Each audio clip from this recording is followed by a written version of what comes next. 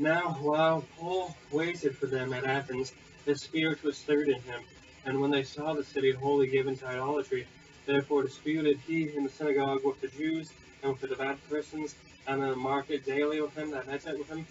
And then certain philosophers of the Epicureans and of the Stoics had encountered him, and some said, what will the babblers say? Others some, he seems to be a setter forth of strange gods, because he preached unto them Jesus in the resurrection, and they took him and brought him unto the Areopagus, saying, many we know that this new doctrine whereof thou speakest is, for thou bringest certain strange things to our ears.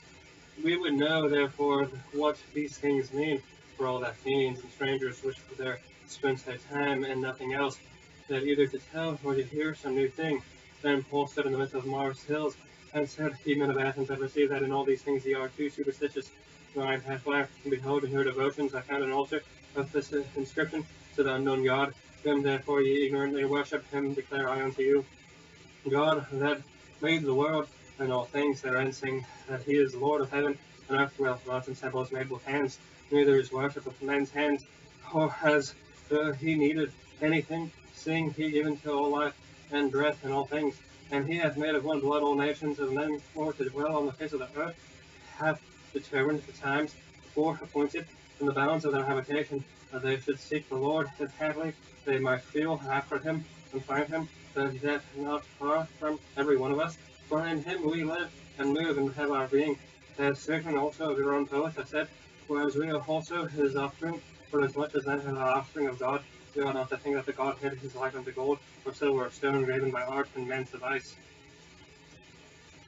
And the times of this ignorance God winked at, but now commandeth all men everywhere to repent, because he hath appointed a day in which he will judge the world in righteousness by that man whom he hath ordained, whereof he hath given assurance unto all men, and that he hath raised him from the dead. And when they heard of the resurrection of the dead, some mocked, and others said, we will hear thee again of this matter. So Paul departed from among them.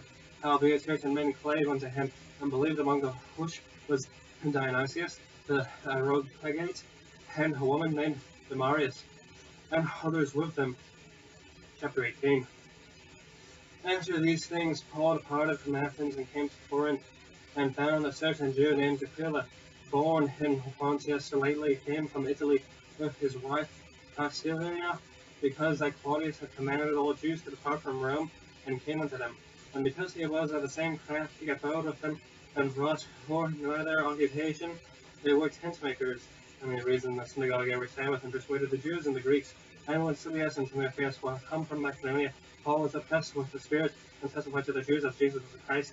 And when they opposed themselves in the blasphemy, he shook his raiment, and said unto them, your blood be open your own heads.